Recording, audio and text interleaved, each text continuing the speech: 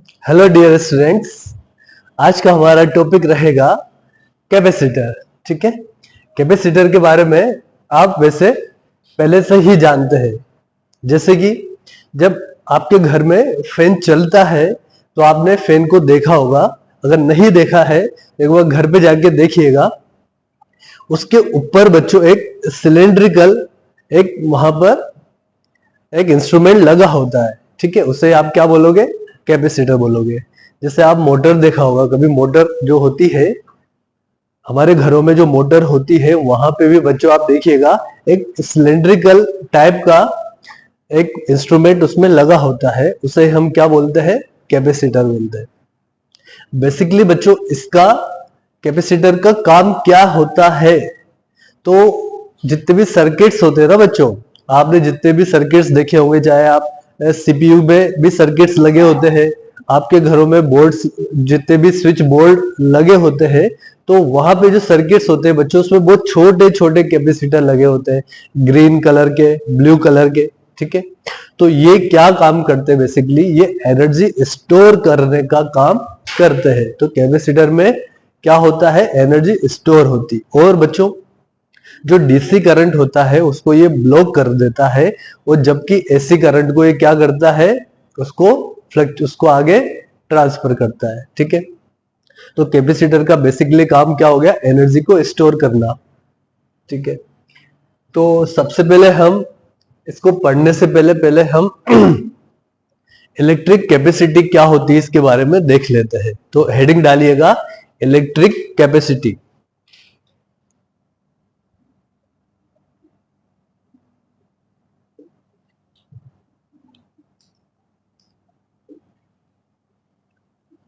तो electric capacity क्या होती है? इलेक्ट्रिक कैपेसिटी होती है प्यारे बच्चों the ability of a conductor to hold a charge is called electric capacity या फिर कैपेसिटेंस। तो लिखिएगा मेरे साथ ही, the ability of a conductor,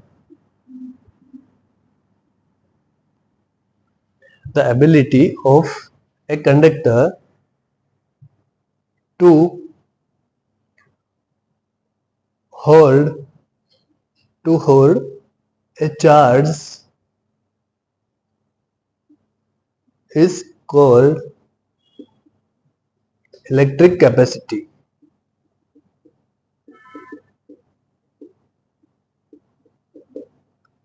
ठीक है, तो ये हमारी इलेक्ट्रिक कैपेसिटी की डेफिनेशन होगी। इसके बाद बच्चों जैसे मान लेते हैं ये हमारे पास कोई कंडक्टर है और यहाँ पे ये स्पेयर है बच्चों। ठीक है, कंडक्टिंग मटेरियल है और ये स्पेयर है बच्चों। ठीक है, इस स्पेयर का रेडियस हमारे पास है बच्चों are.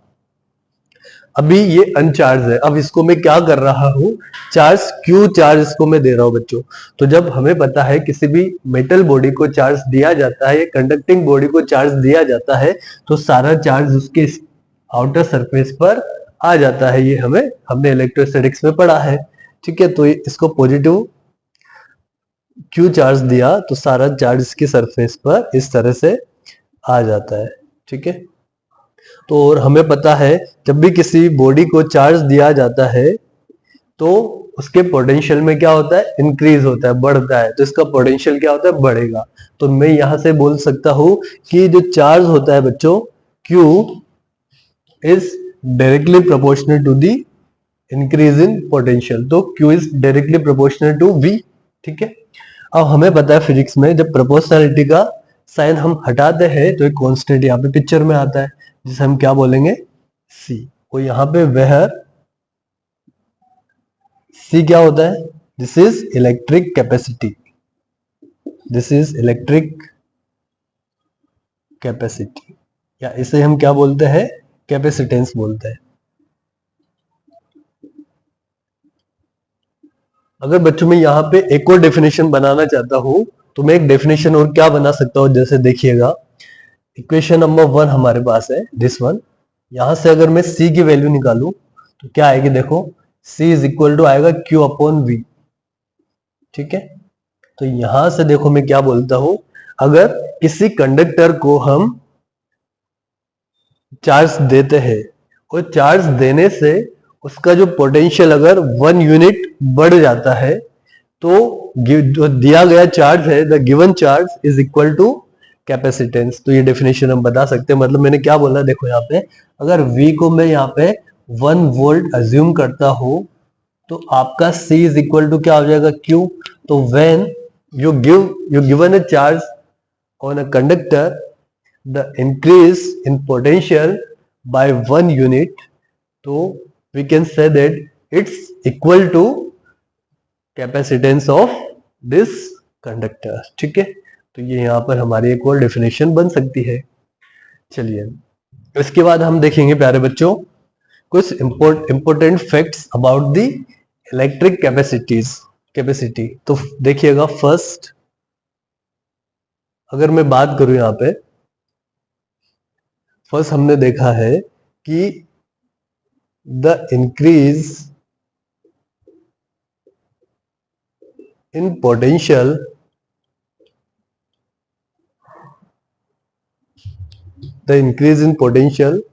of a conductor, the increase in potential of a conductor is directly proportional to the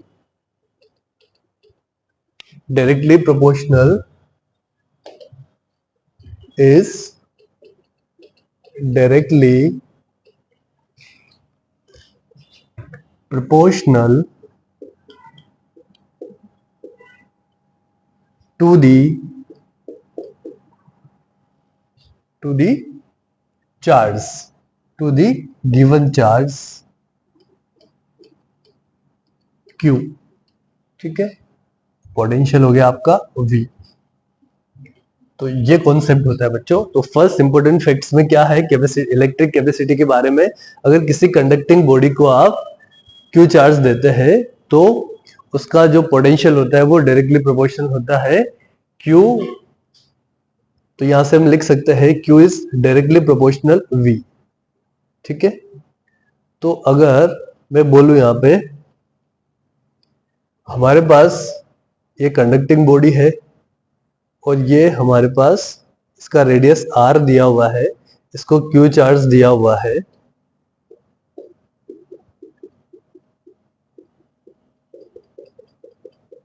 ठीक है, तो इसका जो V होगा वो कितना होगा, देखिएगा हमें पता है ये आपका स्फेरिकल बॉडी है और जो कंडक्टिंग बॉडी है, अगर इस बॉडी को आप Q चार्ज दोगे तो इसका पोटेंशियल बढ़ेगा।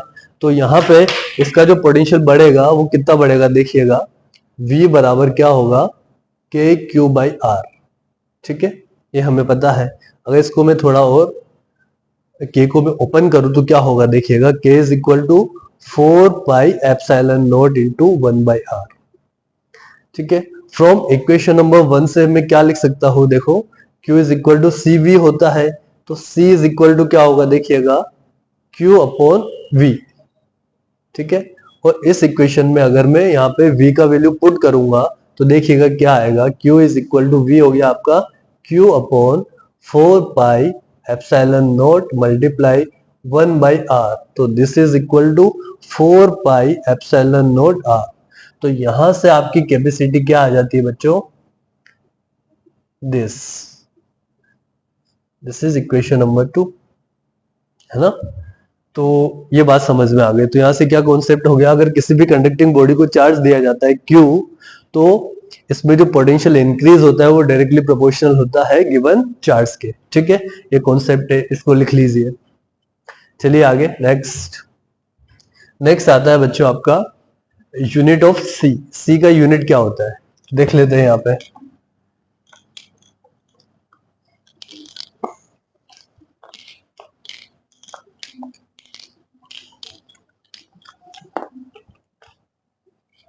तो नेक्स्ट लिखिएगा यूनिट ऑफ सी का यूनिट क्या होता है।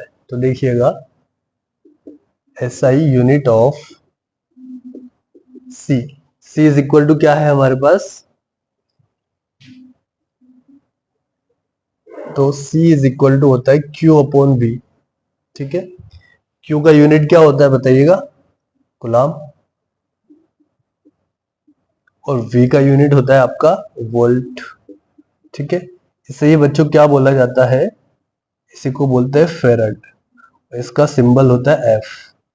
तो यहां से मैं बता सकता हूं कि यूनिट ऑफ C ऐसा यूनिट होती है फेरड। ठीक है, और बेसिकली बच्चों ये बहुत बड़ा यूनिट होता है F। तो इन क्वेश्चंस में जनरली हम यहाँ पर माइक्रोफेरड, पिकोफेरड, ये स्मॉल यूनिट्स यहाँ पे हम यूज करेंगे। बट अगर ऐसा यूनिट की बात करें अपन किसका, C का, इलेक्ट्रिक कैपेसिटी का, तो वो फेरड होता है। ठीक है, चलिए नेक्स्ट लिखिएगा, dimensions of C, dimension of C। देखिएगा यहाँ से डायमेंशन निकालते हैं। C इज इक्वल टू क्या होता है, Q अपॉन V होता है, सबको पता है। V इज इक्वल टू क्या होता है, वर्क अपॉन Q। ठीक है, तो यहां से क्या होगा, V को क्या लिखूंगा मैं, W बाई Q। तो यहां से आ गया हमारे पास Q स्क्वायर अपॉन W। अब हमको क्या निकालना है, इसका डायमेंशन निकालना है। ठीक है, तो इससे पहले आपको पता है चार्ज की डायमेंशन क्या होती है, चार्ज की डायमेंशन होती है, क्या डायमेंशन होती है चार्ज की, तो हमें निकालना है dimension of C। This is equal to, charge की डायमेंशन होती है एम्पियर इंटू टाइम, AT। ठीक है, आपको पता ही है, तो ये हो जाएगा A1 T1, और इसका स्क्वायर है तो बच्चों ये हो जाएगा A2 T2। सिमिलर वर्क की डायमेंशन क्या होती है, work is equal to force into displacement. तो वर्क की हमें पता है M1 L1 T माइनस 2, उसमें बच्चों डिस्प्लेसमेंट की क्या होगी, L। तो यहां से वर्क की डायमेंशन आ जाती है M1 L2 T माइनस 2। इसको जब आप सिंप्लीफाई करोगे तो यहां पे इसकी डायमेंशन आएगी M minus 1 L minus 2 T4 और A2। This is the dimension of electric capacity. ठीक है, नेक्स्ट आता है बच्चों आपका डिपेंडेंसी ऑफ C। C जो इलेक्ट्रिक कैपेसिटी होता है वो किस पे डिपेंड करेगा, किन किन फैक्टर्स पे डिपेंड्स करेगा। तो नेक्स्ट टॉपिक लिखिएगा, electric capacity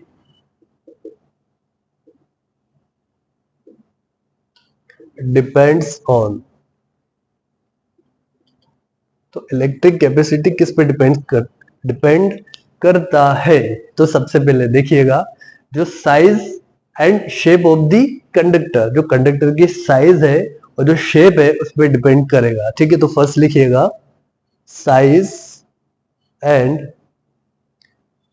shape of the conductor. Second लिखिएगा प्यारे बच्चों, the medium around it, the medium around it. Third लिखिएगा अदर कंडक्टर नियर बाय, अगर उसके पास में कोई कंडक्टर रखा हुआ तो वो उसकी वजह से भी इसकी इलेक्ट्रिक कैपेसिटी क्या होगी, चेंज हो जाती है। तो लिखिएगा अदर कंडक्टर नियर इट। ठीक है, तो ये सारी चीजें बच्चे जैसे हम चैप्टर पढ़ते जाएंगे वैसे आपको समझ में आएगी, अभी आप सिर्फ इनको ध्यान रखिएगा। ठीक है, फिफ्थ पॉइंट आता है हमारा इलेक्ट्रिक कैपेसिटी इंडिपेंडेंट ऑन, किन किन पर डिपेंड नहीं करता है, तो वो लिखिएगा इलेक्ट्रिक कैपेसिटी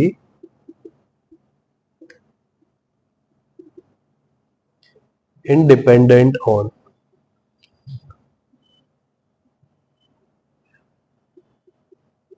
ठीक है, इसमें लिखिएगा फर्स्ट, जो चार्ज हम कंडक्टर को देते हैं और जो इस वजह से उसमें जितना पोटेंशियल इंक्रीज होता है उस पर वो डिपेंड नहीं करता है। तो लिखिएगा the charge is given and it's increase in potential ठीक है, इस पे डिपेंड नहीं करता है। सिमिलर और किस पे डिपेंड नहीं करेगा बच्चों? Nature of material. ठीक है, तो लिखिएगा नेचर ऑफ मटेरियल पर भी ये डिपेंड नहीं करेगा। ठीक है, तो ये बात हो गई हमारी इंडिपेंडेंसी की। ठीक है, अब इसके बाद हम देखेंगे बच्चों electric capacity of A isolated charging spherical body का। ठीक है, तो नेक्स्ट हेडिंग लिखिएगा, यहां तक पहले नोट डाउन कर लीजिए।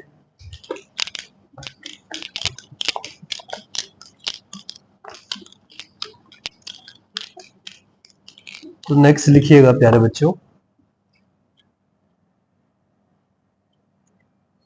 Electric capacity of A isolated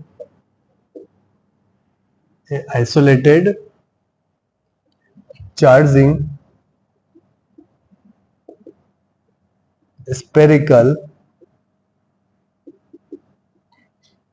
conductor. तो यहां पे हम देखने वाले हैं कि कोई आइसोलेटेड चार्जिंग स्पेरिकल कंडक्टर हमारे पास है, तो उस पर उसका इलेक्ट्रिक कैपेसिटी क्या होता है ये हम देखने वाले हैं। तो देखिएगा यहाँ पे आइसोलेटेड का मीन्स होता है बच्चों एकदम जो एलोन हो, अकेला हो। ठीक है, तो वो होता है। ठीक है, तो यहाँ पे हमारे पास एक बॉडी है, दिस इज द स्फीयर, इसको क्यू चार्ज दिया, इसका रेडियस मान लेते हैं आर, ये इसका सेंटर पॉइंट है, इसको वही क्यू चार्ज हमने दिया वापस, तो सारा चार्ज इसके सरफेस के बाहर आ जाता है लाइक दैट। ठीक है, ये क्यू चार्ज दे दिया। अब हमें पता है जब भी किसी भी स्पेरिकल बॉडी को क्यू चार्ज दे दिया जाता है तो उस पर पोटेंशियल बढ़ेगा, और पोटेंशियल की वैल्यू क्या होगी? के क्यू बाई आर। तो यहां से पोटेंशियल कितना आ गया? के क्यू बाई आर। अगर मैं के को ओपन करूं तो देखो क्या होगा, 4 pi epsilon naught into 1 by R. तो यहाँ से v का वैल्यू आ गया। और अगर मैं बात करूं, हमने जो इक्वेशन नंबर 1 लिखी थी वहां से अगर मैं c इज इक्वल टू बोलूं तो क्या होगा? c is equal to Q by V. तो यहाँ से c is equal to Q by V हो गई। इस v की वैल्यू को मैं इस इक्वेशन नंबर 2 में पुट करूंगा या इस वाली इक्वेशन में पुट करूंगा तो देखिएगा q is equal to Q by 4 pi epsilon naught multiply 1 by R. इसको जो फर्दर आप सॉल्व करोगे तो क्या आएगा वो देखिएगा, 4 pi epsilon naught into R. ठीक है, this is the electric capacity of isolated charging spherical conductor. This is the formula, this is equation number 2। अब मैं क्या करता हूं नेक्स्ट, इस स्पेरिकल बॉडी को किसी मीडियम में ट्रांसफर कर देता हूं, फिर यहां पे कोई मीडियम में लगा देता हूं और उसकी परमिटिविटी होगी EM। तो इसकी इलेक्ट्रिक कैपेसिटी पे क्या डिपेंडेंसी होगी? तो देखिएगा नेक्स्ट, अब क्या कर दिया हमने, इस बॉडी को एक मीडियम में हमने रख दिया है। ठीक है, उसकी परमिटिविटी है EM। तो देखिएगा CM इज इक्वल टू क्या हो जाएगा, यहाँ पे आपकी इलेक्ट्रिक कैपेसिटी क्या होगी? मीडियम में इलेक्ट्रिक कैपेसिटी, तो उसको हम CM से यहाँ से डिनोट करेंगे। तो वो क्या होगा देखिएगा, 4 पाई एप्सिलॉन M आ जाएगा एप्सिलॉन नोट की जगह। पहले क्या था आपका? वैक्यूम था, एयर थी। ठीक है, अब आपका मीडियम चेंज हो गया है तो उसकी परमिटिविटी को हम यहाँ पर लेने वाले हैं। तो देखिएगा और उसका R एज इट इज आ जाएगा। ये आपका इक्वेशन नंबर 3 होगा। आप यहां से इक्वेशन नंबर 3 को इक्वेशन नंबर 2 से डिवाइड करेंगे तो देखिएगा क्या वैल्यू हमें मिलने वाला है। तो यहां मिलेगा CM by C is equal to, देखो 4 पाई से 4 पाई जाएगा, R से R कैंसिल होगा तो हमारे पास आएगा EM बाई E। ठीक है, E नोट। और इसे ही बोलते हैं बच्चों आपका डाइलेक्ट्रिक कांस्टेंट या फिर रिलेटिव परमिटिविटी। ठीक है, तो ये तो या इसको या तो आप एप्सिलॉन R से डिनोट करोगे या कई बुक्स में आपको इसको K से भी डिनोट करना किया जा रहा है। ठीक है, तो यहां से K क्या है बच्चों? वह एप्सिलॉन R या फिर K क्या है आपका? Dielectric constant. This is the dielectric constant. Okay, चलिए आगे चलते हैं प्यारे बच्चों, तो आगे चलते हैं।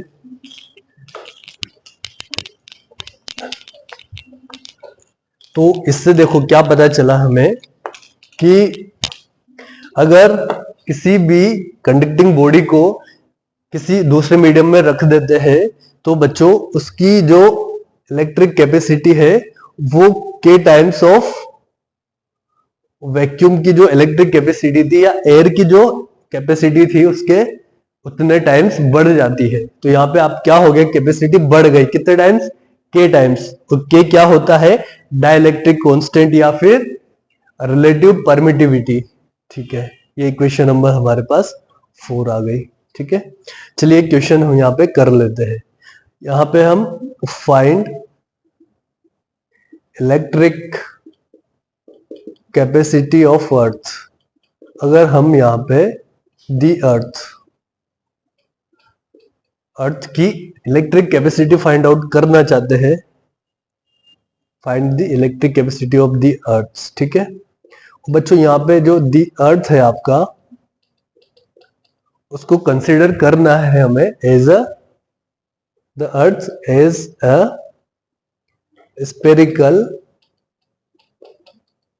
Conducting body. तो यहां पे हमें इस अर्थ को स्पेरिकल कंडक्टिंग बॉडी कंसिडर करने वाले हैं। ठीक है, चलिएगा आगे। और हमें पता है क्या क्या दिया हुआ है, और हमें एक तो रेडियस ऑफ अर्थ दी हुई है बच्चों क्वेश्चन में 6400 किलोमीटर, और एप्सिलॉन नोट की वैल्यू हमें पता है क्या होती है 8.85 इंटू 10⁻⁻12 फेरेड अपॉन मीटर। ठीक है, ये हमें गिवन है क्वेश्चन में। अब निकाल लेते हैं हमें सॉल्यूशन। क्या सॉल्यूशन होगा इसका, हमें पता है क्वेश्चन नंबर 2 से C इज इक्वल टू क्या होगा 4 pi epsilon naught into R. तो जब आप अर्थ को स्पेरिकल कंडक्टिंग बॉडी मानोगे तो उसकी इलेक्ट्रिक कैपेसिटी का फॉर्मूला क्या होगा, C is equal to 4 pi epsilon naught into R. यहाँ से आप वैल्यूज पुट कीजिए, 4 पाई की वैल्यू होगी 3.14, एप्सिलॉन नोट आ गया बच्चों 8.85 इंटू 10⁻⁻12 फेरेड पर मीटर, एंड आर हो गया आपका 64 किलोमीटर। किलोमीटर को चेंज करोगे मीटर में तो 10⁻³ ये आ गया आपका फेरेड। अब जब आप इसको सोल्व करोगे, सोल्व कीजिएगा तो आंसर आता है, मैंने सोल्व किया हुआ है ऑलरेडी, तो 711 माइक्रोफेरेड इसका आंसर मिलता है। तो अर्थ की जो इलेक्ट्रिक कैपेसिटी होती है वो 711 माइक्रोफेरेड के बराबर होती है। ठीक है, चलिए यहां तक नोट डाउन कर लीजिएगा।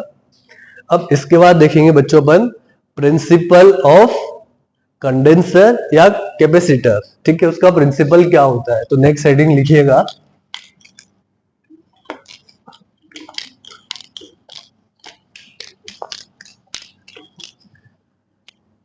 तो आपका नेक्स्ट हेडिंग होना चाहिए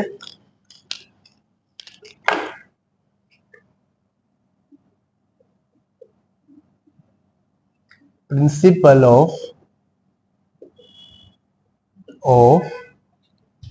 कंडेंसर या कैपेसिटर। बच्चों प्रिंसिपल पढ़ने से पहले पहले पता तो हो कि ये कंडेंसर और कैपेसिटर क्या होता है, तो पहले इसकी डेफिनेशन हम लिख लेते हैं। तो लिखिएगा कंडेंसर या कैपेसिटर, तो हेडिंग डालिएगा कंडेंसर या फिर कैपेसिटर। ठीक है, तो यहां से देखिएगा सबसे पहले ये क्या होती है बच्चों, the pair of conducting bodies having charge.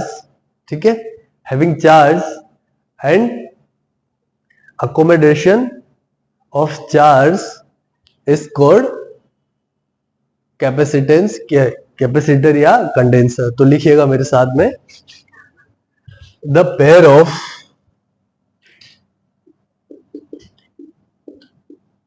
Conducting, the pair of conductor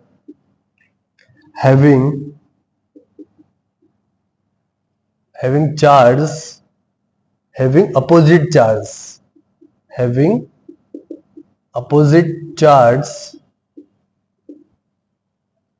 having opposite charge is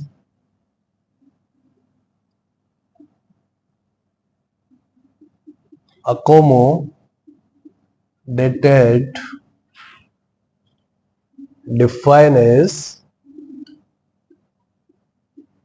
condenser या कैपेसिटर।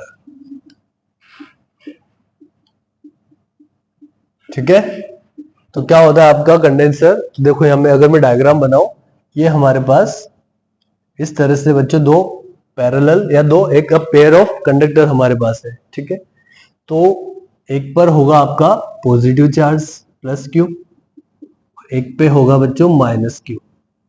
तो इस तरह का जो सिस्टम हमारे पास होगा उसे हम क्या बोलेंगे, उसे हम बोलेंगे कंडेंसर या कैपेसिटर। तो इसको बना लीजिएगा। नेक्स्ट हम इसके प्रिंसिपल की बात करते हैं बच्चों।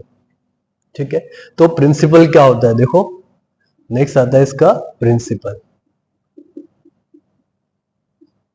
प्रिंसिपल ऑफ, तो प्रिंसिपल में लिखिएगा, पहले समझ लीजिएगा कि प्रिंसिपल में क्या करने वाले बच्चों। देखो यहां पे हमारे पास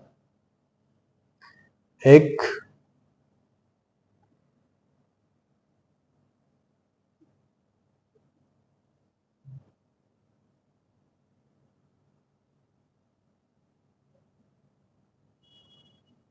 इस तरह से हमारे पास एक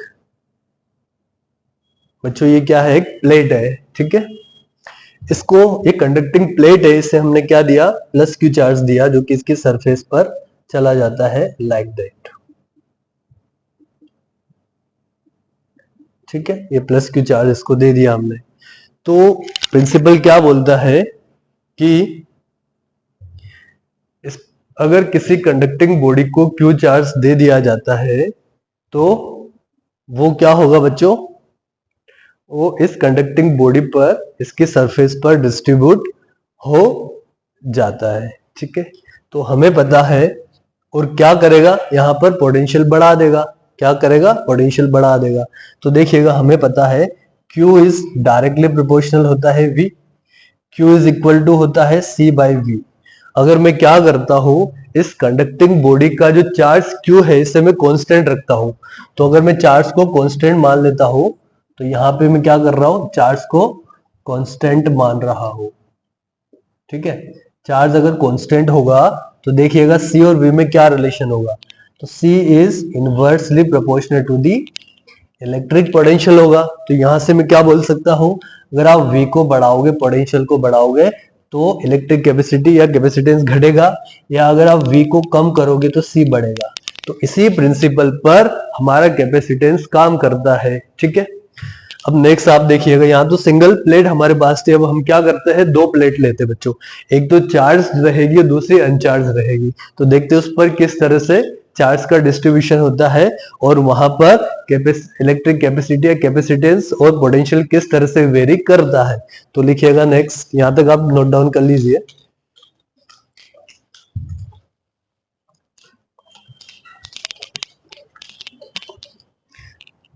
चलो आगे, है ना।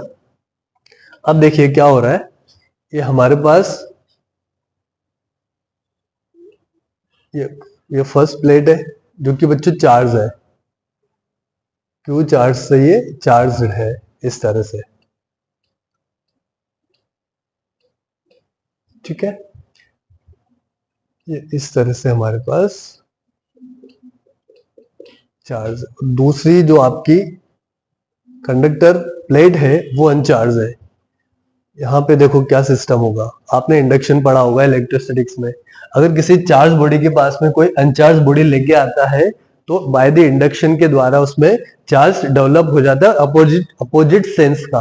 अगर इसमें पॉजिटिव है तो ये इस कंडक्टिंग बॉडी में से नेगेटिव चार्ज को अपनी तरफ क्या करेगा, या इलेक्ट्रॉन्स को अपनी तरफ अट्रैक्ट करेगा। ठीक है, तो इस पर उतना ही अमाउंट का, ये प्लस क्यू था तो ये माइनस क्यू आ जाता है। अब बच्चों ये अनचार्ज था तो यहाँ पे इलेक्ट्रॉन्स इस साइड आ गए, तो डेफिशिएंसी ऑफ इलेक्ट्रॉन को पॉजिटिव चार्ज शो करता है। तो यहाँ पे क्या होगा, यहाँ पे आपका उतना ही पॉजिटिव चार्ज आ जाएगा। तो इस कंडीशन में देखो क्या हो गया, तो यहां से देखो मैं निकालू तो C इज इक्वल टू क्या होता है, ये सेकंड केस है, तो C इज इक्वल टू ये C डैश हो गया। अब इसकी इलेक्ट्रिक कैपेसिटी को मैं C डैश लिख रहा हूं, तो चार्ज हमारा कांस्टेंट है, तो यहाँ माइनस क्यू है और यहाँ पर वापस प्लस क्यू आ गया। तो देखो बच्चों क्या होगा, इसका जो पोटेंशियल है वो किन किन की वजह से चेंज होगा, प्लस क्यू की वजह से तो चेंज रहेगा ऐसे ही, ठीक है। और ये माइनस इसके पोटेंशियल को कम करेगा और ये प्लस इसके पोटेंशियल को बढ़ाएगा। तो नेट पोटेंशियल क्या होगा वो देखिएगा, Q अपॉन V, तो एज इट इज, और इस बार आ गया आपका माइनस V माइनस, ये घटाएगा पोटेंशियल को, और जो V प्लस होगा वो इसको बढ़ा देगा। तो हमको पता है, तो यहाँ पे देखो, तो आपका पोटेंशियल क्या हो गया, V डैश हो गया, और वो कितना हो गया, Q upon V minus plus V plus, ठीक है। तो अब देखो हम क्या बोल सकते हैं, इक्वेशन नंबर ये हो गया आपकी 4, ठीक है। इक्वेशन नंबर 4 से मैं बोल सकता हूं कि V क्या हो रहा है बच्चों, कम हो गया, तो जो V डैश है वो V के कंपैरिजन में क्या है, कम है, ठीक है। तो यहां से हमें पता है कि जो इलेक्ट्रिक कैपेसिटी होती है उसमें क्या रिलेशन होता है कि इनवर्सली अगर ये कम होता है तो वो बढ़ती है, तो आपका जो C डैश होगा वो क्या हो जाएगा, बढ़ जाएगा। तो इस तरह से हम इलेक्ट्रिक कैपेसिटी बढ़ा सकते हैं, ठीक है। इसके अलावा बच्चों थर्ड केस क्या होगा, थर्ड प्रिंसिपल क्या है इसका, अब मान लेते हैं कि सिमिलर यही कंडक्टिंग बॉडी हमारे पास है, अब इसे हम क्या कर देते हैं, अर्थिंग कर देते हैं बच्चों, ठीक है। अर्थिंग का मतलब होता है कि इस कंडक्टिंग बॉडी को अर्थ से कनेक्ट कर देते हैं। तो देखिएगा जब आप इस बॉडी को अर्थिंग कर देते हो तो क्या सिचुएशन आती है वो देखिएगा, ये अर्थिंग कर दिया तो बच्चों जितना भी पॉजिटिव चार्ज होगा वो सारा का सारा कहाँ चला जाएगा, अर्थ में चला जाएगा। क्यों, क्योंकि ये हाई पोटेंशियल पे है, वो अर्थ की पोटेंशियल को हम जीरो कंसीडर करते हैं, तो हमेशा charge high potential to low potential चला जाता है। बट ये माइनस क्यों नहीं जा रहा है, क्योंकि माइनस को अट्रैक्ट कर रखा है इस पॉजिटिव चार्ज ने, दैट्स व्हाई, ठीक है। तो ये जितना भी पॉजिटिव चार्ज था इस प्लेट पर, तो ये सारा का सारा कहाँ चला गया बच्चों, अर्थ में चला गया। अब देखिएगा क्या होगा, अब जितना पोटेंशियल ड्रॉप होगा सिर्फ इस बार इस माइनस क्यू की वजह से होगा। तो मान लेते हैं कि अब जो इलेक्ट्रिक कैपेसिटी है वो C डबल डैश हो गया, Q इज इक्वल टू क्या होगा, V डबल डैश, ठीक है। तो V डबल डैश का वैल्यू क्या होगा, देखो V तो होगा ऐसे ही इस फर्स्ट वाली प्लेट के लिए, बट इस बार क्या होगा, ये माइनस, तो इस बार जो माइनस V इस माइनस चार्ज की वजह से इस बार जो पोटेंशियल ड्रॉप होगा वो होगा, उसकी वजह से नेट पोटेंशियल ड्रॉप ज्यादा हो जाएगा। तो इस बार देखिएगा तो V डबल डैश की वैल्यू बहुत कम हो जाती है V के कंपैरिजन में, तो ये बहुत कम हो जाता है, तो आपका C डबल डैश बहुत ज्यादा हो जाता है। तो by the use of earth and by the use of this principles हम किसी भी कंडक्टिंग बॉडीज की कैपेसिटी, इलेक्ट्रिक कैपेसिटी बढ़ा सकते हैं, ठीक है। आई होप आपको आज का लेक्चर समझ में आया होगा। Thank you very much, all the best.